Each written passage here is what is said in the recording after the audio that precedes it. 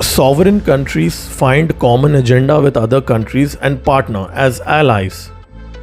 Vassal states fight for their allies not because of any common agenda, because they are dictated to do so. And that is a differentiation between a vassal state and an ally. And this is what Macron is trying to explain to everyone in the West.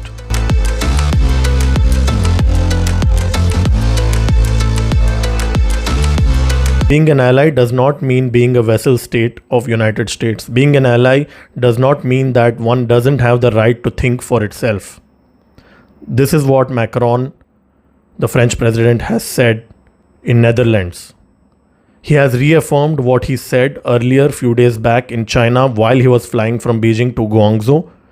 In his interview to Politico, he has said that Europe should not be a follower to America. Europe should not get dragged into a conflict with China over Taiwan. In fact, he went on to emphasize in his earlier statement that France should be the lead in the third pole in the New World Order. Macron has made it very clear. He stands by what he has said, and he has clearly set down his country's foreign policy going forward. And this foreign policy may not necessarily align with United States. Hence, there has been very sharp reaction within Europe, and there has been extremely nasty reaction from Washington. Some of the Republican senators have called for a complete reevaluation of United States' relationship with France. There are some voices in Europe, surprisingly, which feel that Macron is being unreasonable and is weakening the alliance of NATO. But my question here is that what is it that Macron has said is wrong? All he said that Europe, or France for the matter, should not be a vassal state of United States. What's wrong in that? A sovereign country with a sovereign government elected by the people of that country has to take care of its own people first. Hence, it should not be a vassal of some other country. What's wrong in that? I don't fail to understand. As expected, the Western media has started demonizing Macron. Almost every day, hundreds of articles are being written against Macron, calling him a traitor, calling him a cheater, calling him undependable ally, and all sorts of names. This was completely expected by the Western media, because Western media has always been hypocritic.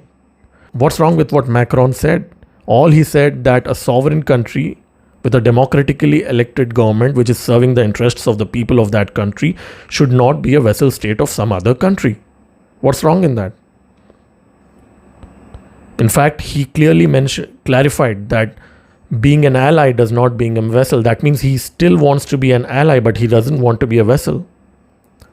You see, a lot of Western analysts, they toe the line of United States for whatever reason. I don't want to get into that. But the fact is that they look at this whole Ukraine conflict as it's about safeguarding the rules-based order. It's not. United States, let's make no mistake about this. United States is helping Ukraine and Europe to fight Russia because of its own geopolitical interest. United States wants to weaken Russia. United States wants to fight with Russia. Hence, it is helping Europe and Ukraine. Let's be very clear about that. United States is not in Europe to do charity. Okay? United States is not into the business of charity. It is furthering its own geopolitical interests. Hence, if some sane voice in Europe says that Europe should also look after its geopolitical interests, there is nothing wrong in that. You see, Europe is completely dependent on China for a lot of things. If I just give you an example, the trade just between France and Germany with China runs to more than $1 trillion every year. Already, United States has cut off the natural gas supply and the oil supply of Europe from Russia, including the Nord Stream destruction that allegedly United States has done. Now, if tomorrow conflict breaks in Taiwan Strait and United States sanctions China, then Europe would also have to wash off its hands on Chinese imports. Then where would Europe get its raw material and its technological supply chain on which it is heavily dependent on China? It has to then depend on United States. So hence Europe will be a vassal state of US. If United States, which has already cut down on the supply chain of Europe from Russia, further cuts down Europe's supply chain from China, then obviously Europe will be completely dependent on US, which it already is when it comes to LNG gas and a lot of other stuff. So what Macron is saying, that Europe should not be a vassal state of United States, makes very much sense. I'm surprised with the lawmakers within Europe who are critical of Macron for making this statement. Maybe they are scared of upsetting Washington, and maybe they are scared of Washington pulling off some of its supply in the Ukraine conflict. Maybe that is what is making them criticize Macron. But behind the scenes, I'm sure every sane European voice would not overtly feel offended by what Macron has said. So if United States is in Europe fighting Russia, it is purely for US geopolitical interest. And United States is not doing charity. Europe is fighting alongside United States because there is a common agenda. But in Taiwan Strait, there is no common agenda. Europe does not want to fight China.